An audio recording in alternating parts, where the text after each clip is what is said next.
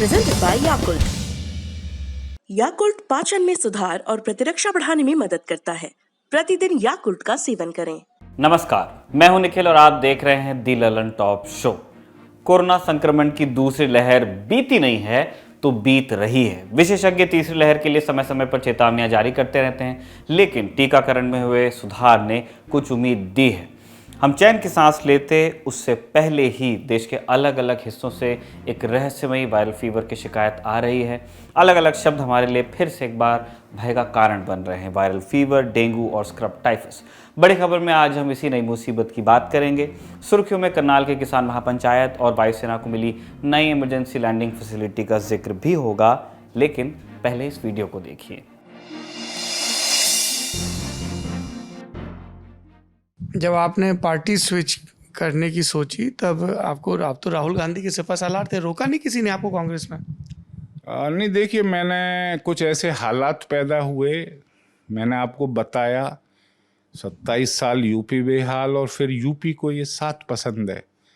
उसके बाद बम्बई से एक फिल्म स्टार को लाकर जब यहाँ का प्रदेश अध्यक्ष बनाया गया तो मेरे मन में द्वंद्व हुआ कि भाई ये उत्तर प्रदेश वह उत्तर प्रदेश है जहाँ भगवान श्री राम और कृष्ण जैसे लोगों ने जन्म लिया है, और गौतम बुद्ध की भी ये कर्मस्थली रहा है जिन्होंने दुनिया को शांति का संदेश दिया। तो वहाँ अगर एक फिल्मी कलाकार आके जो ये नहीं जानता कि उत्तर प्रदेश की भौगोलिक स्थिति क्या है, उत्तर प्रदेश में जातीय समीकरण क्या है, कांग्रेस की पृष्ठभूमि क्या है, तो ये सारे द्वंद्व मेरे दिलो दिमाग में रहे। मैंने सोचा नहीं, कांग्रेस जो है भटकाव की तरफ है, और मैंने उन्हें लिखा भी। राहुल गांधी जी के ऑफिस को मैंने मेल। आप राज बब्बर की बात कर रहे हैं? जी, मैं राज बब्बर जी की बात कर रहा हूँ। मैंने मेल भी भेजा कि देखिए, ऐसे लोगों का नेतृत्व जिन्हें कोई जानकारी इस महान प्रदेश के बारे में नहीं है और जो जनता की आकांक्षाओं पर सिर्फ इसलिए खरा उतर सकते हैं कि उन्हें भीड़ इकट्ठी करनी हो तो ठीक है, लेकिन जिनका कोई विचार नहीं, जो कुछ जानते नहीं यहाँ के बारे में, तो ये मैंने साफ लिख कर कांग्रेस के नेतृत्व को भेजा। मैंने कि ये सारी चीज़ें गलत हैं और कांग्रेस पार्टी के भविष्य के लिए इससे बहुत नुकसान होगा। तो ये द्वंद्व हमारा पार्टी के अंदर वैचारिक लिखा पढ़ी में चलता रहा, और जब मैंने ये देखा कि ऊपर के स्तर पर इस पर कोई एक्शन नहीं लिया जा रहा और भी कई ऐसे हालात पैदा होते चले गए, मैं बराबर लिखता रहा। मैं लिखने में कभी पीछे नहीं रहा अपनी बात पहुंचाना, क्योंकि मैं जिस पार्टी से जुड़ा हुआ था मेरा फर्ज था कि मैं सारी बातें उन तक पहुंचाऊं। लोग चर्चा करने लगे कि नाचने गाने वाले कैसे इस प्रदेश को चला पाएंगे, और आप देख रहे हैं कि उसके बाद से धीरे धीरे जिस पार्टी में मैं पहले था उसका ग्राफ किस तेजी से गिरा। आपको नाचने गाने वालों से बड़ा ऐतराज़ दिख रहा है, लेकिन कई लोग भारतीय इतिहास से आपको उदाहरण दे सकते हैं कि अगर आप तमिलनाडु की राजनीति देखें, करुणानिधि स्क्रिप्ट राइटर थे, जयललिता एक्ट्रेस थी, एमजीआर एक्टर थे, और जिस पार्टी बीजेपी में आप हैं, यहाँ से थोड़ा हम आगे बढ़ेंगे, मथुरा, हेमा मालिनी वहाँ से सांसद हैं, एक्ट्रेस हैं, नृत्यांगना हैं, और जिस जेवर में हम बैठे हैं वहाँ आप फिल्म सिटी बना रहे हो जिसमें ये आपके हिसाब से कथित सारे नाचने गाने वाले आ रहे हैं। तो ये नाचने गाने वालों से परहेज है उनकी राजनीति से? बात का आशा ही नहीं समझ पाए। हम जो फिल्म सिटी है बनाने जा रहे हैं वो हमारे देश की, प्रदेश की सभ्यता संस्कृति की पुनर्स्थापना का माध्यम बने, और एक ऐसी फिल्म सिटी बने जहां इस देश की सभ्यता को पूरी दुनिया जाने। इस तरीके का विचार हमारी सरकार भी और हम लोग भी अपने दिल में संजोए हुए हैं, और यहाँ हम उन कलाकारों को मौका देने जा रहे हैं जिन लोगों को कहीं ना कहीं महाराष्ट्र जाने से डर लगने लगा था, या उन्हें क्षेत्रवाद की भावना से ग्रसित ना होना पड़े। ये एनसीआर एक ऐसा क्षेत्र है जिसमें हम उत्तराखंड से ले लें और हिमाचल, पंजाब, हरियाणा, इधर मध्य प्रदेश तक घूमते चले आए, तो ये महसूस किया गया कि प्रतिभाशाली लोगों का क्षेत्र है, लेकिन उन्हें मंच ना मिलने के कारण जो लोगों की प्रतिभाएं वो दबी की दबी रह जाती हैं। तो अब ये फिल्म सिटी यहाँ बनेगी, उन लोगों को एक मौका मिलेगा। तो इस फिल्म सिटी की स्थापना के पीछे तो बड़ा पुनीत मकसद है, यह भारतीय सभ्यता संस्कृति की पुनर्स्थापना का आधार बने।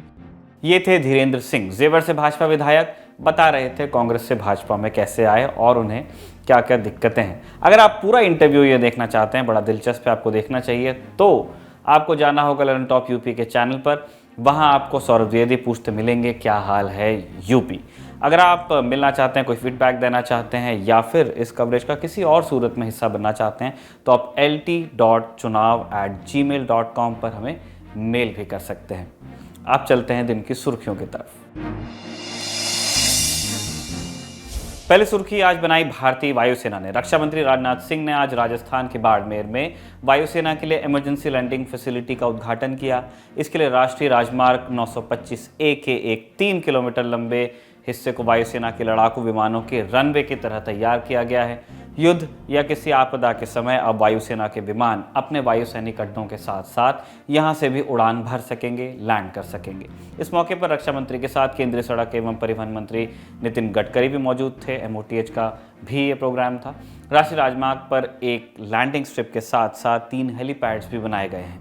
इस मौके पर वायुसेना के जैगुआर और सुखोई 30 MKI विमानों ने टच एंड गो का प्रदर्शन किया। इसके लिए विमान रनवे को छूकर दोबारा उड़ान भर लेता है, छू कर निकलता है, टच एंड गो। वायुसेना का एक C-130J सुपर हरक्यूलिस विमान रक्षा मंत्री, सड़क एवं परिवहन मंत्री और जल शक्ति मंत्री गजेंद्र सिंह शेखावत को लेकर लैंडिंग स्ट्रिप पर उतरा। वायुसेना की तरफ से कार्यक्रम में खुद वायुसेना अध्यक्ष air chief marshal Rakesh Bhadauria शामिल हुए थे। भारतीय राष्ट्रीय राजमार्ग प्राधिकरण NHAI ऐसी 20 और इमरजेंसी लैंडिंग फैसिलिटीज देश भर में बनाने वाला है। इसमें एयर स्ट्रिप के साथ साथ हेलीपैड्स भी बनाए जाएंगे। बाड़मेर के अलावा उत्तर प्रदेश के बंगारमऊ में आगरा लखनऊ एक्सप्रेसवे और उत्तर प्रदेश के ही कुरेभर में पूर्वांचल एक्सप्रेसवे पर इमरजेंसी लैंडिंग स्ट्रिप्स बन चुकी हैं। दूसरी सुर्खी भी भारतीय वायुसेना के हवाले से ही बनी है। आज MRSAM Barak 8 surface to air missile वायुसेना में आधिकारिक रूप से शामिल हो गई। ये मिसाइल सतह से हवा में मार कर सकती है। इसका इस्तेमाल वायुसेना के दुश्मन हेलीकॉप्टर और लड़ाकू विमान या हवा से आने वाले किसी दूसरे टारगेट को निपटाने के लिए किया जा सकता है, उससे निपटने के लिए किया जा सकता है। बराक 8 को इजरायल और भारत ने मिलकर बनाया है। बराक का मतलब होता है बिजली, तार वाली नहीं, आसमान वाली जो कड़कती है। इस मिसाइल से 50 से 70 किलोमीटर दूर उड़ रहे दुश्मन के जहाज पर निशाना लगाया जा सकता है। भारत और इजराइल की नौसेनाएं पहले से ही बराक 1 सिस्टम का इस्तेमाल कर रही हैं। इसी में सुधार करके बराक 8 को तैयार किया गया है। नौसेना बराक के जिस वर्जन का इस्तेमाल करती है उसे हम LRSAM कहते हैं, माने लॉन्ग रेंज पर काम करने वाला एक surface to air system. Bharat में सेना में भी बराक 8 MRSAM की 5 रेजिमेंट्स माने 40 लॉन्चर के करीब शामिल किए जा रहे हैं। MRSAM मीडियम रेंज होता है, यही एयरफोर्स में आज इंडक्ट हुआ है। तीसरी सुर्खी का संबंध है करनाल में चल रही किसान महापंचायत से।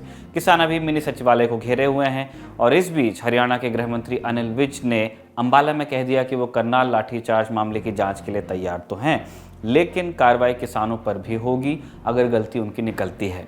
किसानों की एक बड़ी मांग है कि करनाल के पूर्व SDM आयुष सिन्हा की बर्खास्तगी हो। ये वही हैं जिनका एक वीडियो सामने आया था जिसमें वो पुलिस के जवानों को प्रदर्शनकारियों के सिर तोड़ने की हिदायत देखे जा रहे थे, सुने भी जा सकते थे। विज ने कहा कि किसी को सिर्फ इसीलिए सजा नहीं दी जा सकती कि कुछ लोग इसकी मांग कर रहे हैं।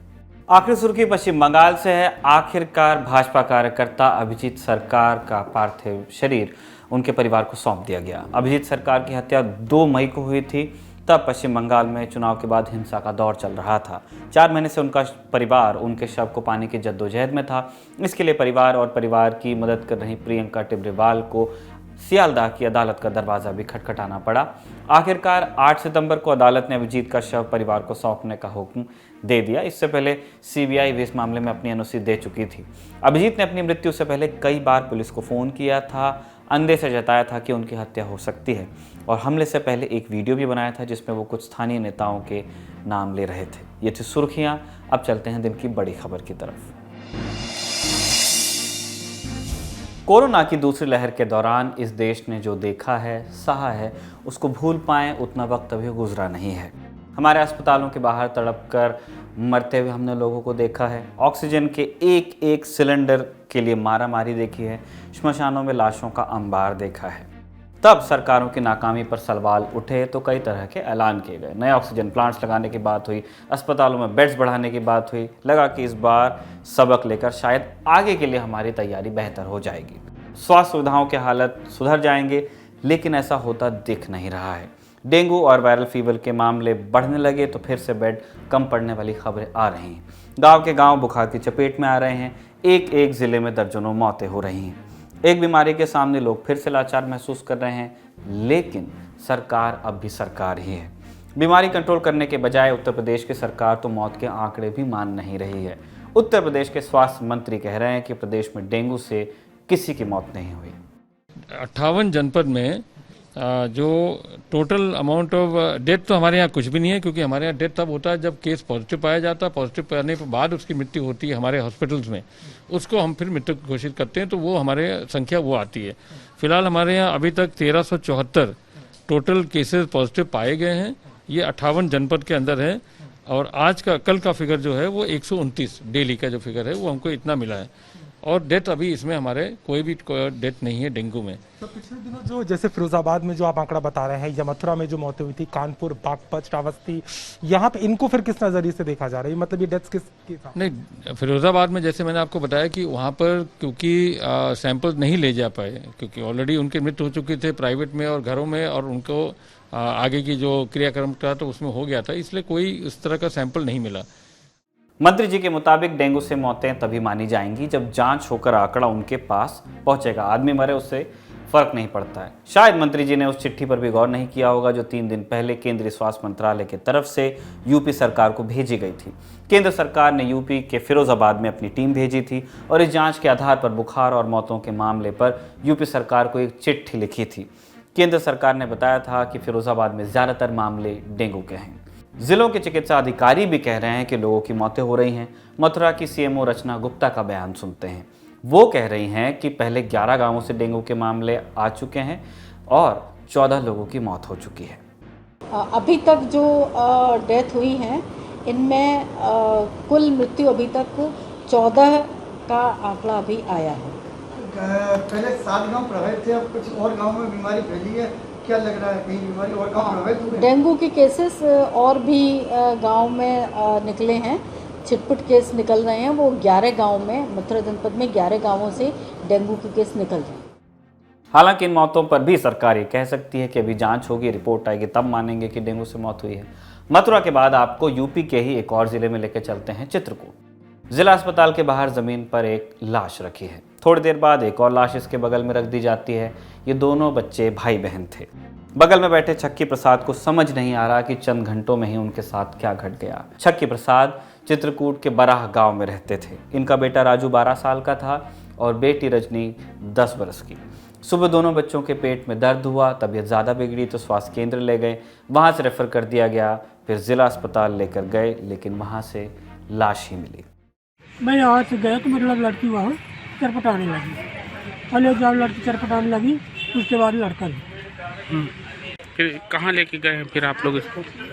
वहाँ से मतलब लेकर के यहाँ आए, बारात से आए हो? बारात से लेकर के यहाँ आए, यहाँ से रिफर कर दिए हैं। पर भी ले गए हैं सोनीपुर। सोनीपुर में मतलब देखा है मशीन से लगी वही। जब यहाँ पर आए तब जीवित थे? हाँ। एक ही परिवार से 2 बच्चों की मौत हो जा रही है, लेकिन प्रशासन से सवाल पूछेंगे तो वही सरकार वाले जवाब मिलेंगे। देखेंगे, जांच करेंगे, पता लगाएंगे, रिपोर्ट बुलाएंगे। जिला अधिकारी सुप्रांत कुमार शुक्ला की बात को सुनिए। सीएमओ से भी मेरी बात हुई है, वहाँ के एमओआईसी से भी बात हुई है, तो वो तो कुछ अभी ऐसा बता नहीं पाए कि इसमें क्या कारण था। इतना ज़रूर वो कंप्लेन कर रहे थे बच्चे की पेट में दर्द हो रहा है। तो इसको देखते हुए सीएमओ जो चित्रकूट हैं इनको हमने निर्देश दिया है कि आप गांव में एक जो है एहतियातन एक स्वास्थ्य विभाग की पूरी टीम ले जाके वहाँ पे देखें कि कोई क्या समस्या है। अब ये देखेंगे, जांच पड़ताल होगी तो इसमें पता चल जाएगा कि किस कारण से इन बच्चों का मृत्यु हुआ।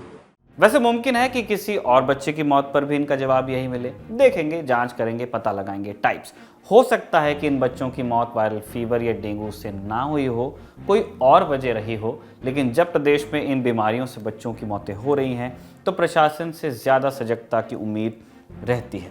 चित्रकूट में आज तक के संवाददाता संतोष बंसल ने हमें बताया कि अस्पतालों में मरीज बढ़ रहे हैं, लेकिन प्रशासन की तरफ से वायरल फीवर और डेंगू के मामले आने की जानकारी अभी तक नहीं मिली है। उन्होंने नहीं कहा है मैदान पे चाहे तो जो दिखता रहे। और जब वायरल फीवर और डेंगू के मामले इतने बढ़ रहे हैं तो इलाज की क्या व्यवस्थाएं हैं वो भी आपको दिखा देते हैं। बिना डॉक्टरी पढ़े ही इलाज करने वाले डॉक्टर्स की दुकानें गुलजार हैं, क्योंकि सरकार तो सरकार है।